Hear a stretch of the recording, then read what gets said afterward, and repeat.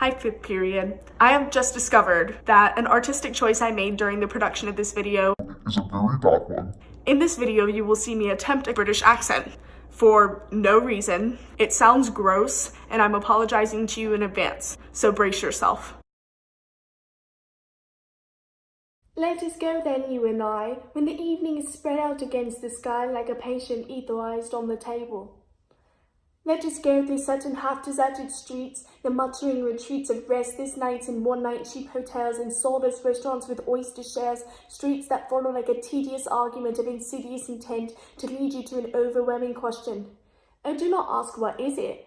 Let us go make our visit. In the room the women come and go, talking of Michelangelo. The yellow fog that rubs its back upon the window panes, the yellow smoke that rubs its muzzle on the window panes.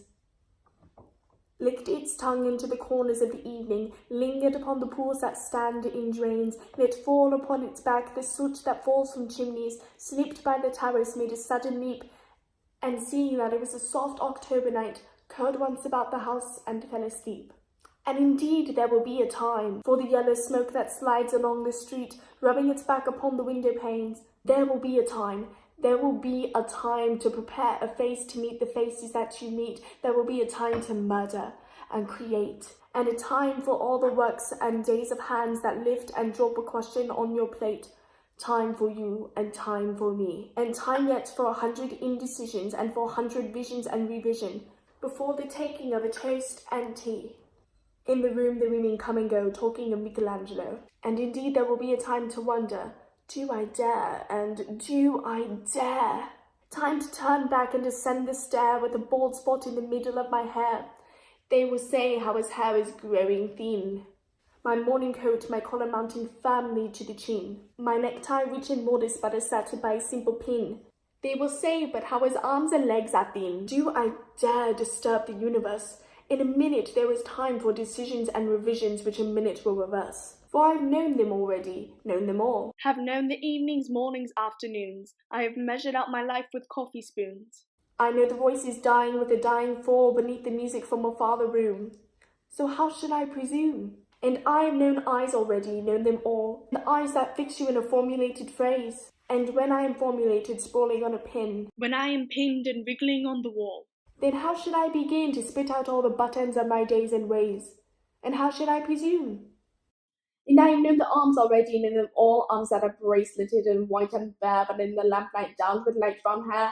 Is it perfume from a dress that makes me so digress? Arms that lie along a table to wrap about a shawl, and should I then presume? And how should I begin? Shall I say I have gone at dusk through narrow streets, and watched the smoke that rises from the pipes of lonely men in shirt sleeves leaning out of windows? I should have been a pair of ragged claws scuttling across the floors of silent seas. And the afternoon, the evening sleeps so peacefully, smoothed by long fingers, asleep, tired, or it malingers. Stretched on the floor here beside you and me, should I, after teas and cakes and ices, have the strength to force a moment to its crisis? But though I have wept and fasted, wept and prayed, though I have seen my head grown slightly bald, brought in upon a platter, I am no prophet, and here's no great matter. I have seen the moment of my greatness flicker, and I have seen the eternal footman hold my coat and snicker, and in short, I was afraid. And it would have been worth it after all, the cups, the marmalade, the tea, among the porcelain, among some talk of you and me. Would it have been worthwhile to have bitten off the matter with a smile, to have squeezed the universe into a ball, to roll it towards some overwhelming question? To say, I am Lazarus, come from the dead, come back to tell you all, I shall tell you all. If one setting a pillow by her head should say, that is not what I meant at all, that is not it at all. And would it have been worth it after all? Would it have been worthwhile? After the sun sets in the dooryards and the sprinkled streets, after the novels, after the teacups, after the skirts that trail along the floor, after this and so much more. It is impossible to say just what I mean, but as if a magic lantern threw the nerves in patterns on a screen, would it have been worthwhile if one, settling a pillow or throwing off a shawl and turning toward the window should say, that is not it at all, that is not what I meant at all? No, I am not Prince Hamlet, nor was I made to be. I am an attendant lord, one that will do to swell a progress, start a scene or two, advise the prince, no doubt, an easy tool, Differential, glad to be of use. Politic, cautious and meticulous. Full of high sentence, a bit obtuse. At times, indeed, almost ridiculous.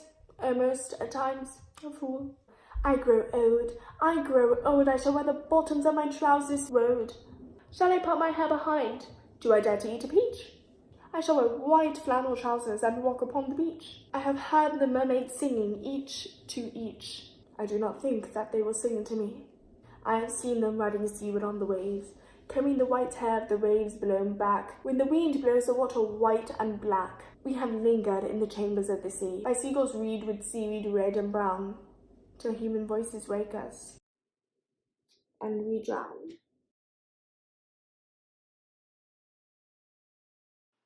Before the beginning of the poem, Eliot quotes 6 lines from Dante's Inferno, which translates, "If I thought that my reply would be to someone who would ever return to this earth, this flame would remain without further movement. But as no one has ever returned alive from this gulf, if what I hear is true, I can answer you with no fear of infamy."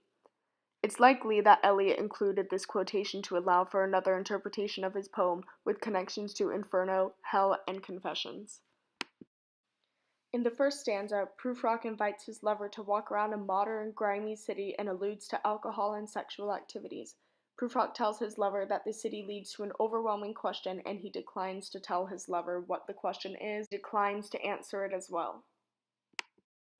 This couplet, repeated once, adds to the setting of the poem, making it feel more like Dante's Hell, because in Inferno people had useless conversations about useless things.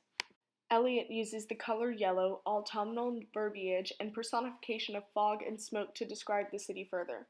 Pulfrock says that there's basically an endless supply of time and that anything you do now is pointless because of the abundance of time. Pulfrock is second-guessing himself and grows paranoid as the poem develops, fearing his old age and what other people think of him.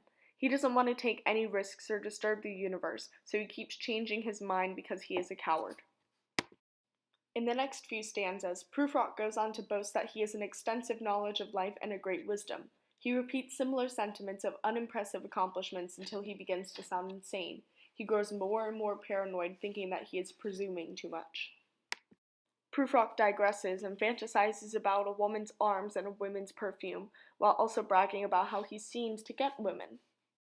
Pulfrock then finally begins to talk about himself, the thing he's been declining to speak about. He compares himself to a crab, saying that he should have been at the bottom of the ocean, which shows how he feels so secluded. Pulfrock then begins to feel bad for himself, weeping and begging. He says that death has been following him and that he is afraid. Pulfrock then references Lazarus coming back from the dead, which is yet another reference to death and the afterlife, similar to the ones given by Dante. Pulfrock reveals that he is thinking of the worst-case scenario response to the answer of the question he doesn't want asked by his lover. This is likely due to a fear of rejection, given that the question pertains to his status with said lover. Pulfrock then admits that he'd be more comfortable as a secondary character by saying that he is not Prince Hamlet, but someone who works in quieter ways in the play, which can be said for his personal life. Pulfrock acknowledges again that he is getting older and older. Bizarrely, he claims that he sees mermaids, but they refuse to sing to him because of his own perception of his undesirability. Finally, in the last stanza, Pulfrock says that he and his lover have spent time in the sea, which is a metaphor for Pulfrock's deep fear of aging and rejection. The poem ends with Pulfrock and his lover drowning. Speaker. J. Alfred Pulfrock is a pseudonym that Eliot gave for the speaker of this poem.